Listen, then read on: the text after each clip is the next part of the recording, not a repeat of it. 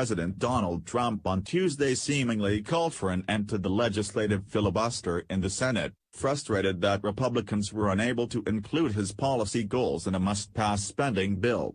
He also suggested that a government shutdown in September might be good in order to accomplish more without interference from Democrats. Senate Republicans responded by rejecting Trump swiftly and decisively.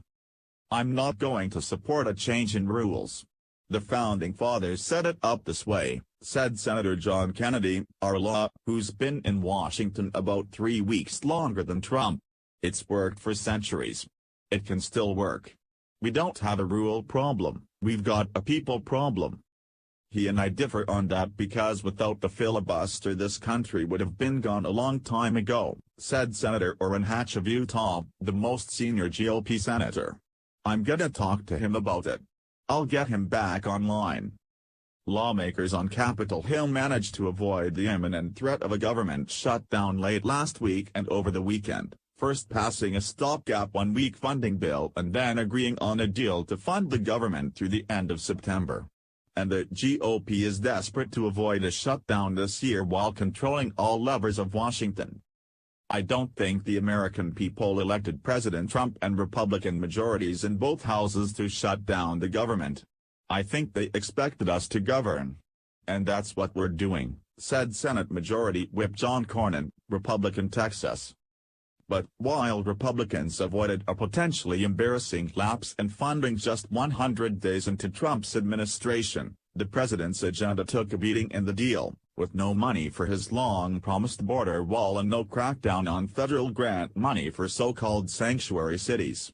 Democrats, especially Senate Minority Leader Chuck Schumer of New York, swiftly boasted of their wins over Trump, eager to get under his skin.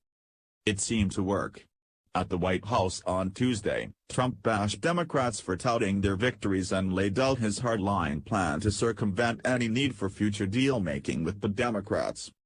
The reason for the plan negotiated between the Republicans and Democrats is that we need 60 votes in the Senate which are not there. Trump wrote on Twitter. "We either elect more Republican senators in 2018 or change the rules now to 51%. Our country needs a good shutdown in September to fix mess." Senate rules can be changed by a majority vote using the unilateral nuclear option. Over the past 4 years, the Senate has wiped away the 60-vote standard for nominees after more than a decade of wars over judicial and executive branch nominations. Trump suggested earlier this year that if Democrats blocked the Supreme Court nominee, Senate Majority Leader Mitch McConnell, RK, should gut the filibuster to approve his high court pick. That's exactly what happened. McConnell, however, has vowed he would not similarly undo the 60-vote threshold for legislation. 61 senators sent him a letter last month vowing their support for it. And the majority leader opened the GOP's weekly closed-door party lunch on Tuesday by outlining the benefits of the filibuster, including how it had empowered Republicans to stop liberal legislation, according to one person in the room. "There is an overwhelming majority, on a bipartisan basis, not interested in changing the way the Senate operates on the legislative calendar," McConnell told reporters Tuesday. "And that will not happen." Vice President Mike Pence, who attended Tuesday's lunch with Senate Republicans, was also asked about Trump's filibuster tweet and said simply that the message demonstrates Trump's resolve to getting things done in Washington, according to the source. Still, there is growing frustration among conservatives about Democrats' opposition to Trump's agenda, and many House members have chafed for years at the Senate's limitations.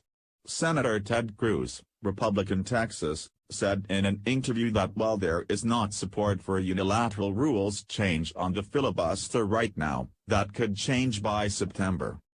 "If Democratic senators continue to abuse the filibuster, I think the political pressure to rein in their abuse will only continue to grow," Cruz said.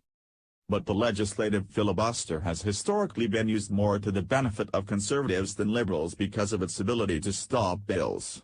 During President Barack Obama's term, for example, the threat of a filibuster stopped a cap-and-trade climate change proposal, while actual filibusters stopped new background checks on guns and an increase in the minimum wage. I'd love to get 60 seats. But if we don't, we're not going to change the rules, said Senator Jeff Flake, Republican Arizona.